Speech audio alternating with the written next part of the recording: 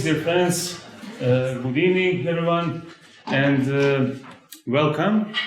I have this great honor to introduce tonight our great friend, Professor Lóránt Csink from the University of Szeged, Hungary. You probably have traveled to Szeged, or it is a famous city break destination for people from Belgrade and also from Vojvodina. So it is a lovely city, and if you haven't visited it, I would recommend you to do so. Professor Csink is an associate professor of constitutional law at the Faculty of Law, University of Szeged. He is also dealing with comparative constitutional law and in general with public law. So that is probably the reason that the title of his presentation today is, as you will see in a few minutes on the screen. Besides his very interesting academic career, he has also served as he had a few positions at the Hungarian Parliament, in the office of the President of Hungary, and since 2018 he has been Chief Advisor of the Constitutional Court of Hungary. So, dear Lóránt, welcome. The floor is yours, and thank you for being with us today. Thank you very much for the kind introduction, and well, good evening everyone, and I'm really impressed to be invited here. I'm also impressed that there are so many of you. It's 5 p.m. and it's late evening, so Hungarian students only visit pubs at this time, not university lectures, especially if that is not obligatory. So either Professor Jukic offered you something, or you are really hardworking. So thank you for being here. Professor Jukic already introduced me. I also show you on the map. I have two affiliations. My primary affiliation is at the University of Szeged, where I teach human rights and constitutional law. But I'm also affiliated at Pázmány Péter Catholic University, which locates in Budapest, where I teach mostly comparative law. So they are the professions I'm dealing with now. What I'm here for today is to speak about the role of history. I know that this is a group of legal historians, and you discuss lots of historian issues. I'm not one of them. I'm dealing with contemporary constitutionalism, but I think we have something in common, and history has a great impact on modern societies and modern constitutionalism. And my presentation today is to reveal the connection between history and constitutionalism. I was told that presentations here are some between 20 minutes and 3.5 hours. So I tried to be some between, and I'm thinking of some 40 minutes with a Q&A session of another 15. In Hungary, you need to start with that because students keep watching their watches, and they need to learn when the lesson is over. So timing is very important. So let's start from the beginning, and when I say beginning, it's the beginning. It's indeed. Let's get back to the Stone Age, and let's say that we are a tribe hunting for mammoth, collecting some berries, escape from the wolves, and things like that. We are the tribe together. Why are we together? What is the reason for standing together? Any guesses? Pardon me? Yeah, sure. This is a very prudential answer. We simply have better chances to survive if we combine forces. On our own, we cannot catch the mammoth. If there is one individual, the bear comes and grabs us, and grabs me.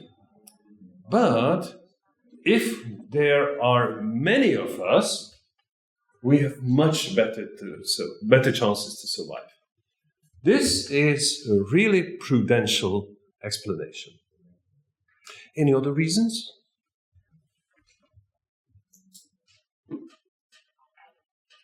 Because some others would say that we are not just a random group, but we are also a community. We have something in common. We have a common tradition, faith, culture. We have a special bond. We have something together. So we have an identity. And this not just holds us together, but also distinguishes us from other tribes.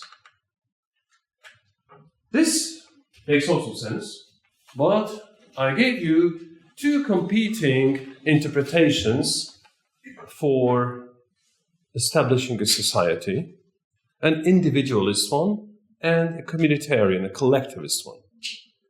If you prefer the individual approach, then we don't have to have common things. We can have different religions, different cultures. We can be different in many ways. As long as we combine forces and we can discuss how to collect the berries and hunt down the mammoth, that is completely fine. It's not an issue if we are different. But if you prefer the collectivist explanation, then you need to emphasize what is common, what holds us together. And you cannot say that one explanation is better than the others. You would say that one of them is more convincing for you, but this is rather subjective.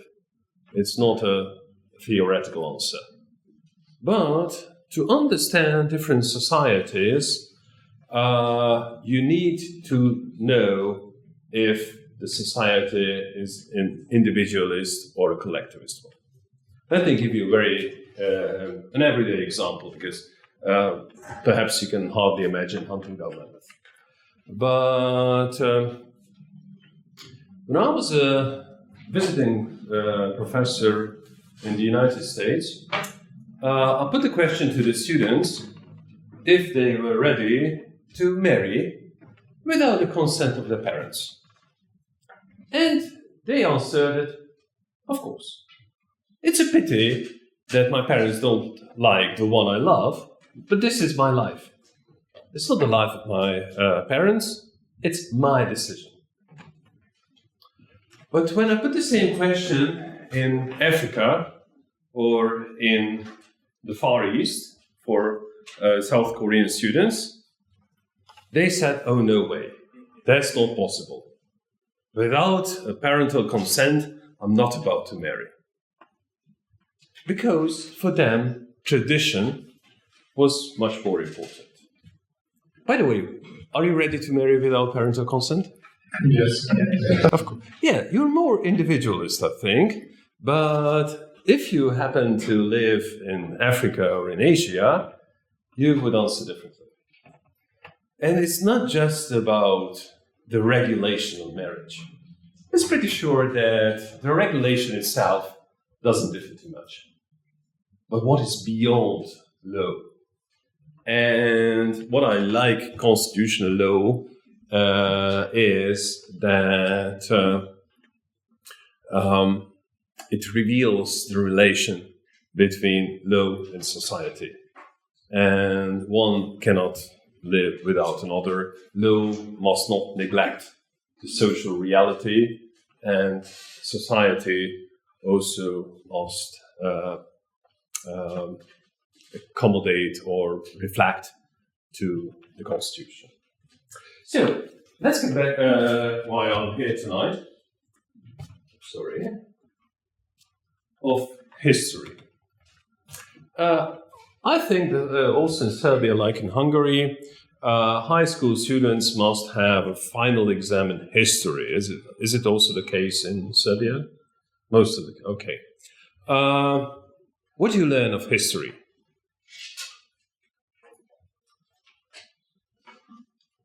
Well, for you, this is rather fresh memory. For me, it's an old one. Yeah? History is perfect, present, and future. I mean, what do you learn? So, what subject? What information do you gain from history classes in high school? How we can repair things in future, in the present. So. Okay, but history is mostly about the past, isn't it? So we can, yeah, sure. Or get our bearings about the origins of the world we're in. Okay. In Hungary, my daughter finished high school this spring, and her major was history. So now I learn a bit more of history lessons. And what I saw was that in Hungary, they parallelly learn national history, the history of Hungary, and world history. But world history is mostly the history of Britain and France. So they know the French Revolution, the Declaration of Independence in the United States, the Glorious Revolution in Britain, and things like that. But we know they haven't learned anything of the history of neighboring countries. So Hungarian high school students don't learn about Serbia, Bosnia, Poland, and other countries of the region, which is a shame because we would understand each other much better if we learned each other's history. So instead of speaking of what you learn, why learning history? So it's, on the one hand, it's about curiosity. It's interesting what happened in the past. Or what else?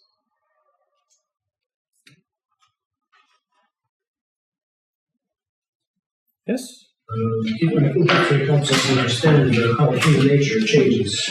Yeah, to understand, yeah, sure. It's a really important point that it's history is not simply different elements, but it is also a process. How something evaluates, how something develops. Okay, any other guesses? The reason of learning history, which may help us to understand the present. Yes, please. To understand the national history and culture. To understand the national history and culture. Okay. Anything else? Preserve traditions. Preserve what? Tradition. Preserve the tradition, yeah. And this goes back to my example of the Stone Age, that if we say that we have something in common, then it might be worth preserving. So we can inherit it to next generations because of the tradition. So I collect several issues. On the one hand, it is nice to have a knowledge of the past. What happened in the past? Time to time, past repeats itself, according to the famous novel of Rudyard Kipling, The Jungle Book. It says that the past repeats itself. So what happened in the past may happen in the future, so you might be prepared for that. And as you mentioned, the tradition influences not just the present, but also the future. And it has a legal consequence in quite several decisions. The Strasbourg Court, the European Court of Human Rights, referred to the traditions of countries. It's also the Court of Justice of the European Union refers to national history, and in some of the case law, they say that something regulation is acceptable in one country, but might not be acceptable in a different one. Let's say that in the early 90s, just one example, and I'd like to move forward.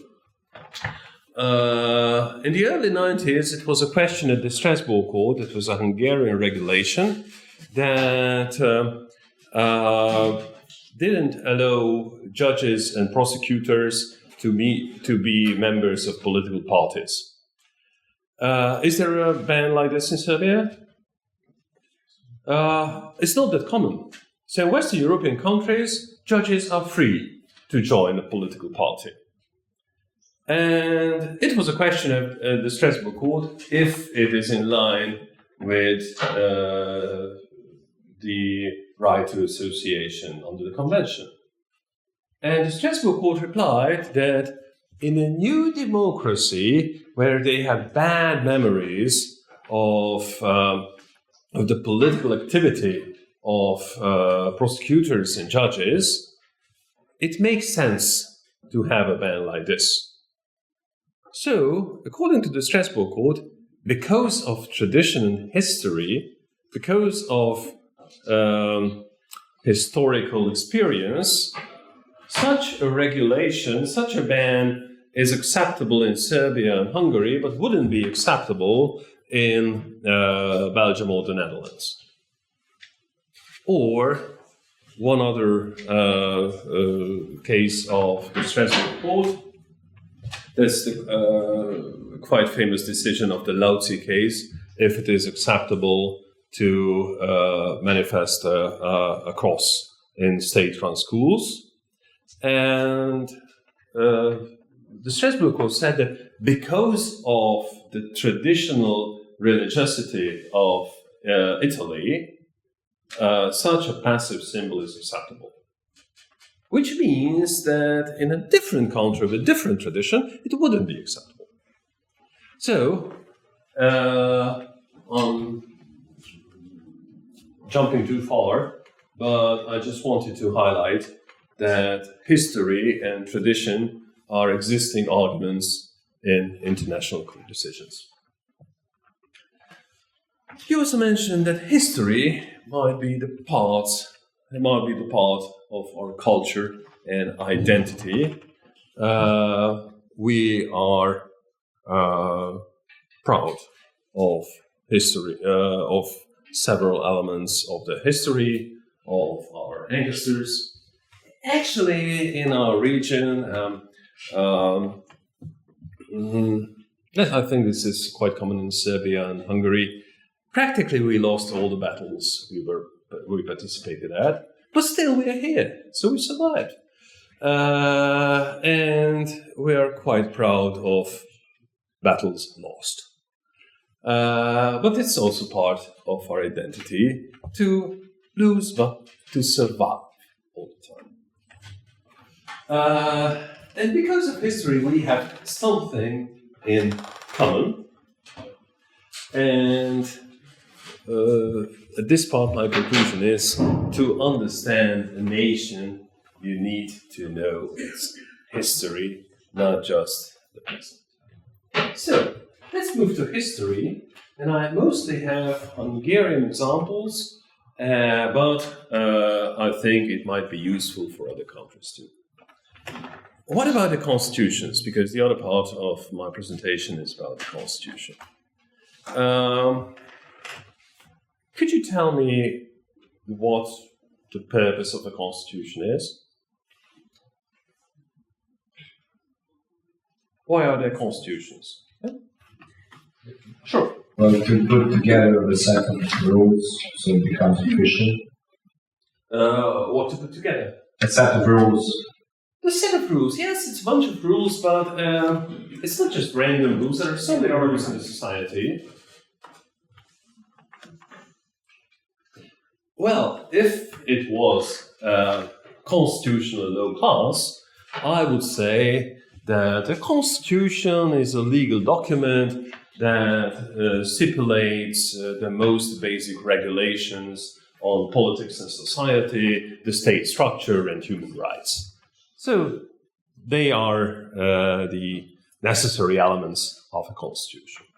But now I want to come to this point in a different way. Let's say that we are in a Star Wars world. We cross the galaxies here and there, and we are the rebels. We fight against the evil galactic empire. Can you imagine that? We are the freedom fighters. We are certain that the force is with us. Who else? And we are certain that we will win.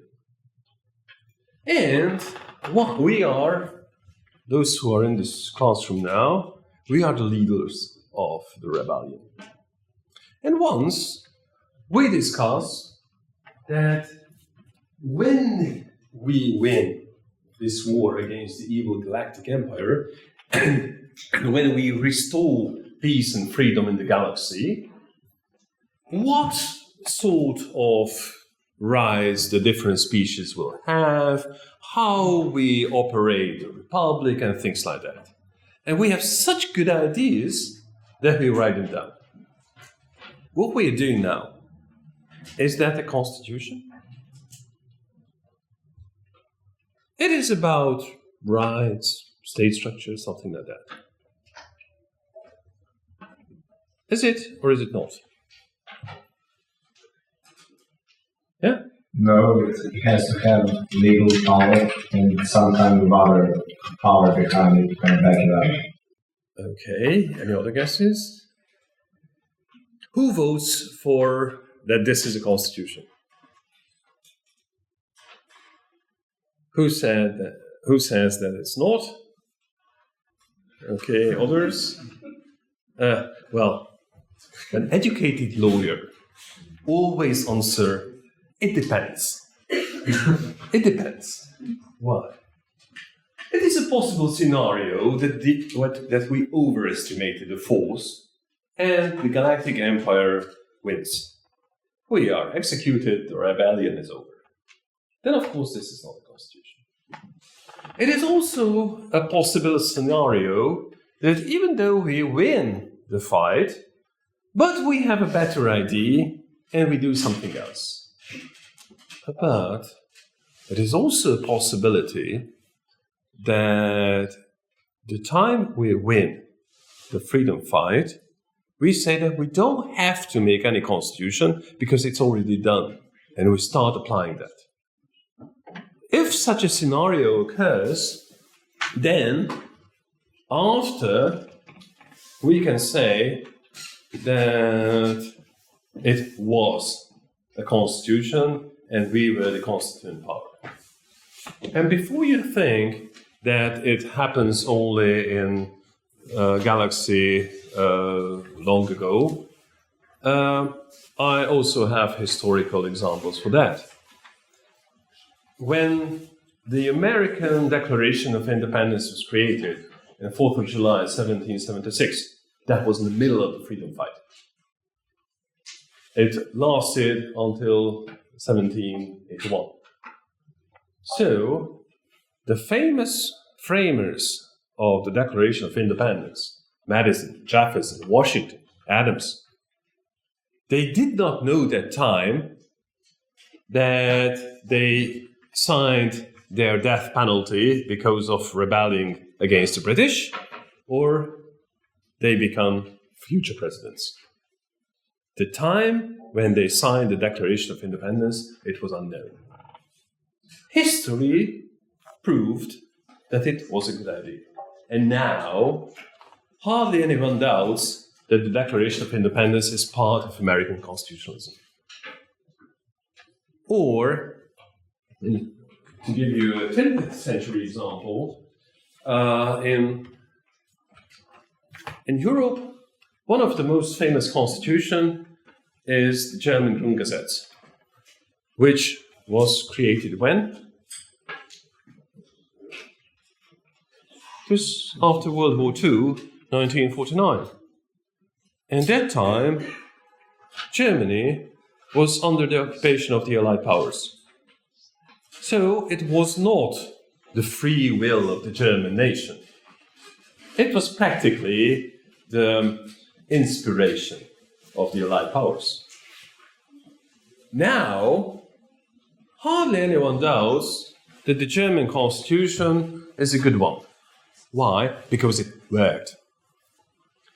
So I perfectly agree with you that legitimacy is important when making a constitution, but I'm also certain that legitimacy can also come after. And history decides if something works as a constitution or not. So back to constitutionalism. The first wave of constitutionalism was the late 18th, early 19th century, and that was the time of the Enlightenment process, when countries decided that they were fed up with the absolutistic power and they want to make something new. So that time, the process was from absolutism to a constitutional monarchy. And that time, the American is a bit exceptional. If you are interested in that, we can talk about that, but I'd like to focus on Europe. But in France, Poland, Norway, Belgium, a bit later Denmark, they are first wave constitutions stipulating a constitutional monarchy instead of the absolutistic regime. You in Serbia also had an example, that was the Sretanja constitution. Do I pronounce it correctly? So, okay. Which lasted only 2 weeks, something. So, but it was an attempt. So keep on trying. So that was also part of this first wave constitutionalism that wanted to limit the power of the king, the monarch.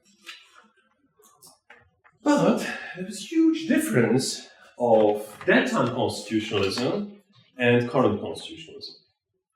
Why?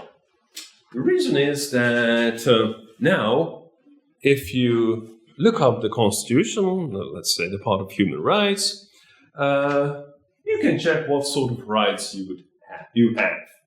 So, rumor has it that now one of the most important rights in Serbia is freedom of assembly, and you check the constitution, and you know what your right is and how you can apply that. It was not the time of the late 18th, early 19th century. Because that constitution did not guarantee the possibility of using the rights. That was rather a wishful thought. How nice it will be when people have the right to demonstrate and to have assembly. So, those constitutions were rather political documents to pin the purpose, what they want to achieve. But it wasn't achieved that time. It didn't happen overnight, that from an absolutistic regime you turn to a constitutional monarchy. It took time. So that was, they were other targets, not existing regulations.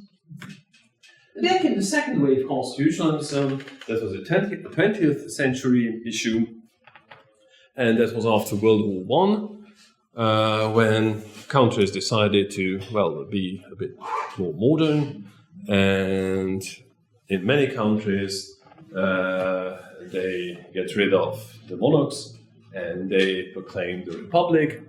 And the two famous constitutions that time was also in Germany the Weimar Constitution, and in Austria after the Habsburg monarchy. And now let's speak about this region. And before moving to the third wave, let's stop for a while.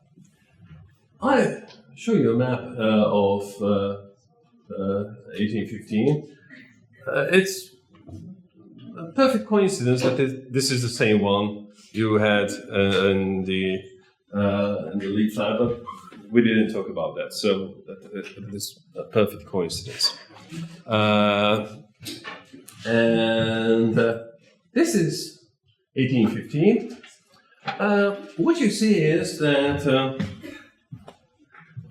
current Serbia partly was the Ottoman Empire, partly of the Empire of Austria.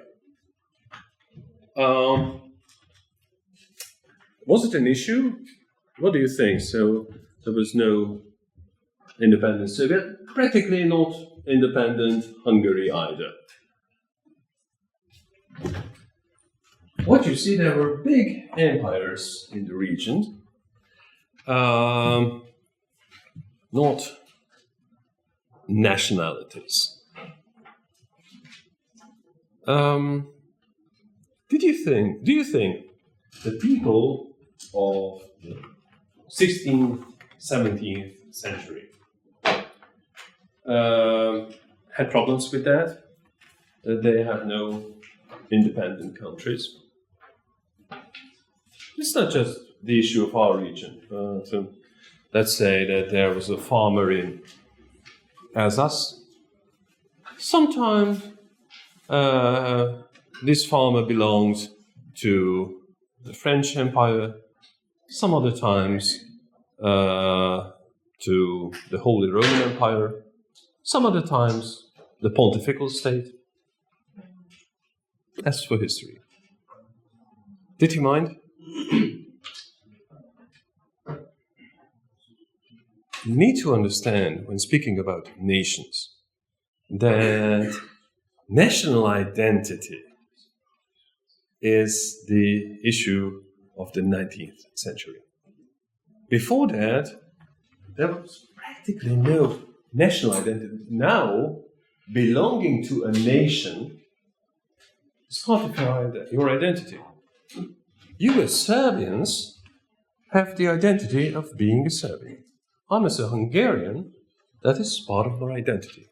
However, let me tell you that now I'm here in a different country, and I tell you that I'm Hungarian, which means that I have some issues common with other Hungarians. But next month, I will be a visiting professor in the US, where I will introduce as a European. Because they hardly understand what Hungary is, but we in Europe together have something in common. And back to my Star Wars example, if we travel across galaxies, I would be from planet Earth. Because that is also a common feature of all the human species. So, identity is in line with the situation. In different situations, a different element of different parts of your identity becomes important. You are the same person wherever you go, but the identity differs. This is the case of the Habsburg Empire, which ruled in our nation until World War I. Now it might be hard to imagine, but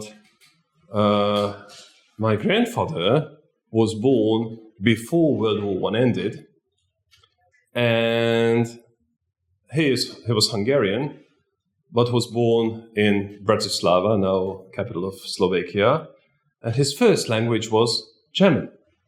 Because it was obvious that first you need to speak the language of the empire. Then comes the national language. Even though he was Hungarian, born in Slovakia, now present Slovakia, first language German, sort of mixture. So, when you think of history, you should understand the reality that time, not the contemporary one. So, back to my map.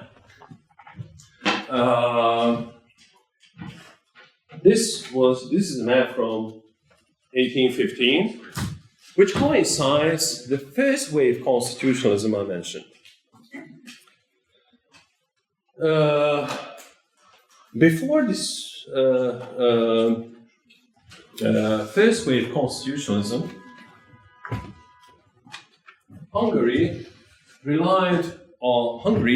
as a multi-ethnic country, including a great part of present Slovakia, Romania, Serbia, Croatia, and other countries, needed to find something in common. Because the question arose, what holds the empire together when there are different ethnicities, different languages, different cultures in the country? And that was a historical constitution doctrine, that we have a historical constitution that is a procedure that is the identity of the country. Now, let me have just a little story. Once an American professor visited our faculty, and when we had a chat, he said that his son turned 10, and he gave a constitution to his son's birthday. And I was shocked. A constitution for a 10-year-old kid. If I happen to give a constitution to my child, they would throw me into my face. It's not the present. But in America, the Constitution is part of the national identity. For them, it was important. The 10-year-old guy was happy for receiving the Constitution. It might be strange in Europe, but the attitude towards the Constitution might also differ. So, back to the history. When the first wave constitutionalism occurred, Hungary was part of the Habsburg Empire, and the Habsburg were, quite modern, and they wanted to issue a constitution, but Hungary refused. Why? If we accepted the constitution, then it would be an imperial constitution emphasizing the unity of the empire and not the autonomy and independence of Hungary. So, quite logically, we refused the idea to have a constitution, and we relied on the historical constitution. That was in the early 19th century. After that, there was, in 1867, the Ausgleich, when Hungary and Austria became a dual power in the empire. So for long we had been oppressed, and from then on we oppressed others. So this is the change of the system, and that worked quite well. So in Hungarian national identity, the period between 1867 and World War I is a good one. So Hungarian history book says that everything improved, and of course, lots of things did improve. And there came World War I, and the Austrian-Hungarian Empire was in the bad side, so we lost. What happened then? Many countries became independent due to the Versailles peace treaties, and Hungary lost some 2/3 of its territory. And new nations, or old nations, formed countries in the territory of the Habsburg Empire. Austria and Hungary chose a very different path. Austria said that we have nothing in common with the Habsburgs. We are a brand new country. we are not successors of the Habsburg Empire, so we have a new country. And just imagine, how does the name Austria come from? Do you know? Yeah? I think it's really Eastern. Yeah, sure. So in Germany there's this Österreich, which is an empire in the east. This is a geographical location. This is not an identity. They consider themselves German, not Austrians. That was a new country. In Hungary, the Allied powers wanted us to follow the same path and to be a new country. That would be really beneficial. But the problem was that time that if Hungary opted for a new country, we had no claim for the territories lost. Then we cannot say that we want this and that territory back, because we're a new country. We have nothing to do with old Kingdom of Hungary. At that time, politically, that was impossible. So if a politician in the 20s would say that I accept the Versailles Peace Treaty, they would surely kill. That was not an option. Which meant that practically in the medieval period, Hungary was a republic, but it, in its symbols, it remained a monarchy with Hungarian royal railways, Hungarian royal post and everything, but it functioned as a republic. So we missed the second wave of constitutionalism too, because we couldn't accept new country, the issue of new country at that time. And finally, after World War II, the story of Eastern Europe was turned to be rather sad at that time, that was a communist takeover in all the countries, and we had practically no independence. Well, your history with Yugoslavia was a bit different than the Czechoslovakian, Polish, Russian. So your connection to the USSR was different from ours, but it wasn't good for neither of us. But there became a constitution that did not work in practice, and we achieved to the democratic transition of 1989-1990, and we inherited the old communist constitution at that time. And the communist constitution was renewed in content, so all the provisions changed. But in numbers and in structure, it remained the old communist constitution, but practically a new constitution. At that time, the Constitutional Court played an active role in the transition, and that was the so-called invisible constitution.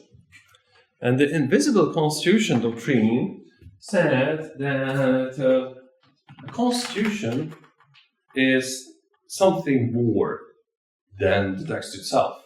It's a bunch of values. It's an attitude of governance and policy.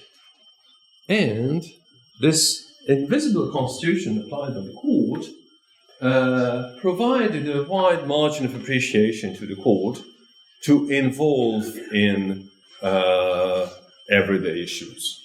So the Constitutional Court became really active. And actually, they created tension with a constitutional court and the political powers. Why?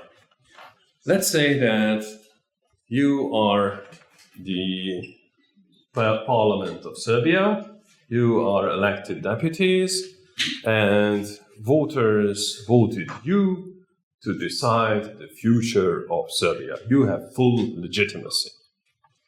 And of course, you stood for elections, because you had an idea you want to fulfill.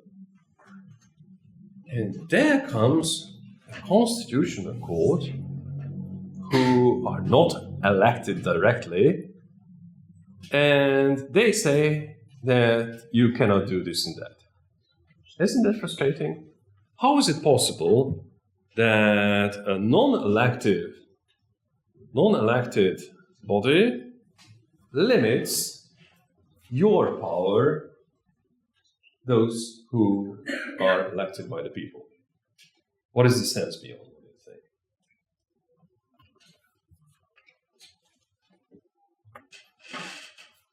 This is a contemporary issue, and mostly American scholars have important papers on that. So I recommend them to you. That this is the problems of so-called counter-majoritarian institutions. So you are the political body holding legitimacy, but your power is not almighty. There are some restrictions, and there is a non-majoritarian institution, the Constitutional Court, who act against the will of the people. Why? Because you need to harmonize the short-term will of the people and the long-term will of the people that is manifested in the Constitution. So this was the issue of Hungary too, and in 2010 we had another turnover when the Fidesz government entered to power, and that in 2010, Fidesz won the elections with a 2/3 majority, and according to the electoral rules at the time, it seemed to be impossible for anyone to reach such majority. But they did, and they decided to make a new constitution that is the Basic Law now. And the Basic Law had a very strong historical reference. It relied on the history of Hungarian history. There are several references in the Basic Law to the history and to the historical constitution, which is now a revival of the historical constitution that was in force until World War II in Hungary. But if you check what it is, this historical constitution used by the court, it helps the interpretation of the court.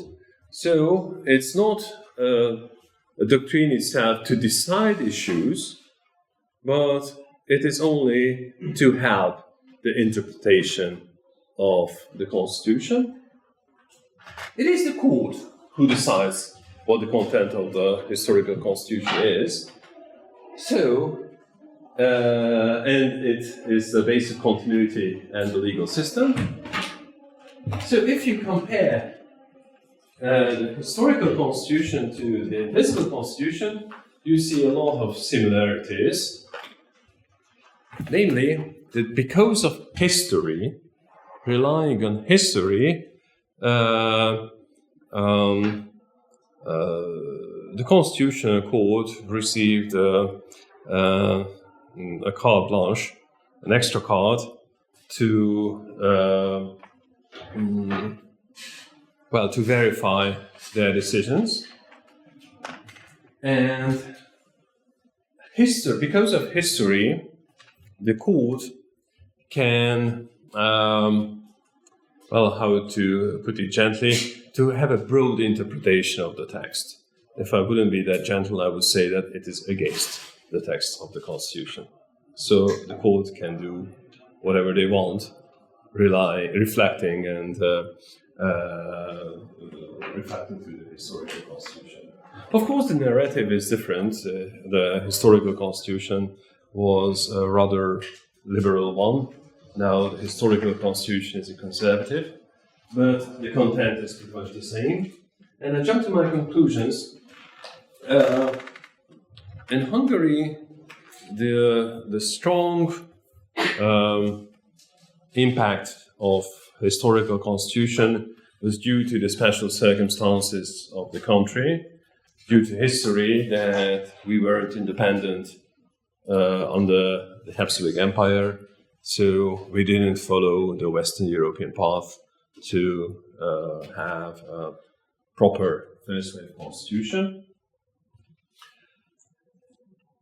It is also important that when you analyze a country, you need to know its history, and even the regulations may change because of different historical circumstances. Let me give you an example. You know that in the United Kingdom there's no written constitution. But England seems to be the oldest democracy in Europe. When do you think the first act on human rights was adopted in the UK?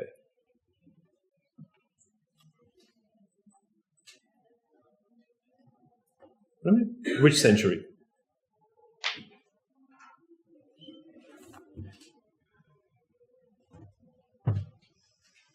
Just guess. 18th. Honestly, it's the 21st.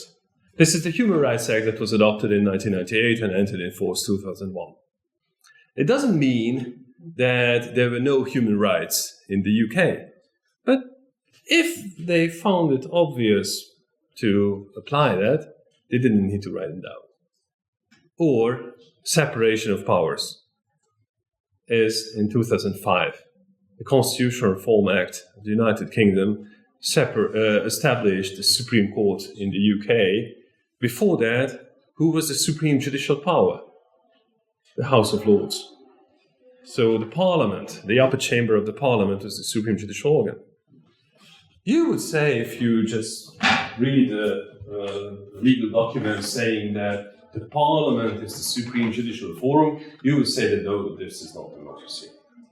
But you need to understand the culture and the history for that, and something might be old-fashioned in the country, like having the upper chamber of the Parliament as the Supreme Court, or having references to historical constitution like in Hungary.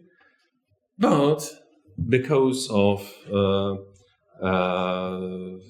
the different history, it may work in one country but wouldn't work in a different one. And we can only develop our own country, and I think that this is the purpose for all of us.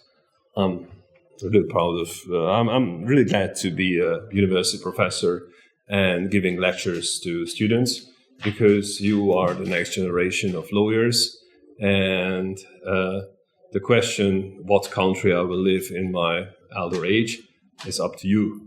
So it's really important to form your knowledge on constitutionalism. So you can develop your own constitution only when you learn and respect your own history and also the history of others. So thank you for listening to me, and if you have any questions, I'm glad to answer.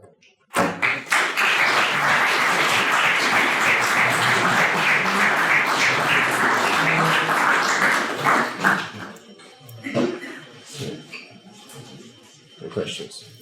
I know that this is also a comparative issue, that in Europe, students don't really dare put in questions. They only question if they are certain that they know everything. So the best students put questions. In America, students put questions when they are completely lost. When they know nothing, then keep putting questions. So this time, be Americans and don't be shy. So, any American questions? But I know it's late at night, so if you are rushing to the pub, I accept that. Okay, thank you for listening.